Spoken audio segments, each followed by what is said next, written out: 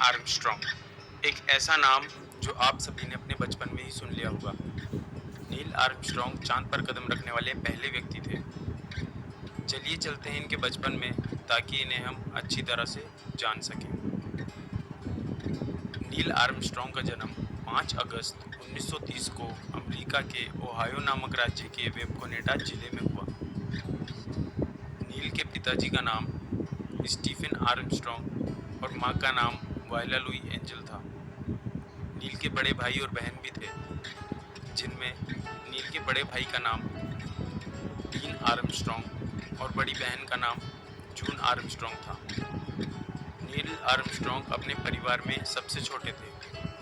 नील के पिताजी एक सरकारी ऑडिटर थे, जिसके कारण उन्हें अलग अलग कस्बों में रहना पड़ता था। नील जब तक 5 वर्ष के हुए तब तक उनका परिवार लगभग 20 कस्बे बदल चुका था। इसी दौरान उन्होंने अपनी पहली हवाई यात्रा भी की। यह अनुभव उनके लिए काफ़ी अलग था। इसके बाद नील आर्मस्ट्रॉन्ग हाई स्कूल जाने लगे और हवाई उड़ान के पाठ पढ़ने लगे। उन्होंने अपने 16वें जन्मदिन पर स्टूडेंट फ्लाइट का सर्टिफिकेट भी हासिल किया और उसी वर्ष अगस्त में अपनी एकल उड़ान भी भरी। वर्ष 1947 में 17 साल की उम्र में उन्होंने एयरोनॉटिकल इंजीनियरिंग की पढ़ाई शुरू की।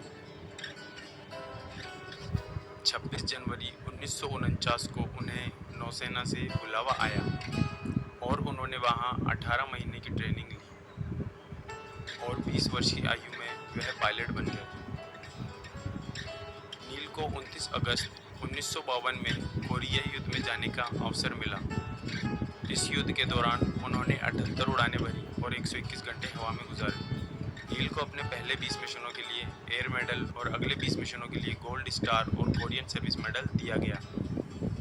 नौसेना से लौटकर नील ने अपनी पढ़ाई जारी रखी और 1955 में उन्होंने एयरोनॉटिकल इंजीनियरिंग में बीएस की उपाधि हासिल की। इसके पश्चात 1958 में अमेरिकी एयरफोर्स द्वारा मैन इन स्पेस सूनसेट प्रोग्राम के लिए उन्हें चुना गया और साथ ही उन 7 पायलटों में भी उन्हें चुना गया जिनके अंतरिक्ष में जाने की संभावना थी। इसके पश्चात उन्होंने अपोलो 8 प्रोग्राम में कार्य किया, जिसके बाद उन्हें अपोलो 11 का कमांडर बना दिया गया, जो कि चांद पर जाने वाला था। नासा प्रबंधन ने तय किया कि नील को चांद पर पहले उतरने दिया जाए, क्योंकि वे एक शांत स्वभाव के व्यक्ति थे। जब अपोलो 11 लॉन्च हुआ तो नील आर्मस्ट्रॉन्ग की हृदय गति 110 बार प्रति मिनट की दर से धड़कने लगी, जो कि सामान्य से काफ़ी अधिक था। अपोलो 11 के चांद पर पहुंचने के बाद नील आर्मस्ट्रॉन्ग ने अपना बायां कदम 2:56 UTC जुलाई 21, 1969 को रखा और कहा, "That's one small step of man, one giant leap for mankind." इसका मतलब ये छोटा सा कदम मानव जाति के लिए बहुत बड़ी छलांग है। और 20 मिनट बाद एल्ड्रिन उतरे और चांद पर उतरने वाले दूसरे व्यक्ति बने।